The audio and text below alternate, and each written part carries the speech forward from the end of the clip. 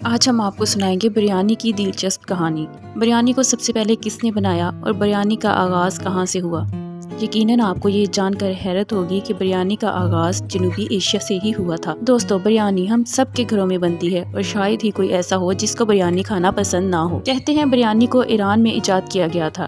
بریانی لفظ ایک فارسی زبان سے لیا گیا ہے جس کا مطلب فرائیڈ بیفور کوکنگ ہوتا ہے، لیکن جو بریانی ہم آج کل کھاتے ہیں اس کو ہندوستان میں مغل دور میں بنایا گیا تھا۔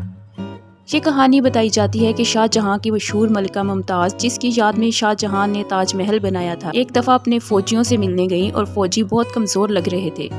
تب ہی ممتاز نے اپنے شاہی باورچی کو چاول کی ایک ایسی ڈش بنانے کا کہا جس سے فوجیوں میں طاقت آ جائے، اور اس کے باورچی نے بریانی بنا ڈالی جو ہم آج کل شوق سے کھاتے ہیں۔ مغل دور میں بریانی ایک رائل ڈش ہوا کرتی تھی، یعنی یہ صرف شاہی خاندان ہی کھایا کرتے تھے۔ یہ ایک ایسا پکوان تھا جس کو شہزادوں اور شہزادیوں کے لیے خاص طور پر بنوایا جاتا تھا، اور یہیں سے بریانی پورے ہندوستان میں مشہور ہو گئی۔ کیسی لگی آپ کو بریانی کی ہسٹری؟ اگر آپ کو پسند آئے تو لائک اور شیئر ضرور کیجیے گا۔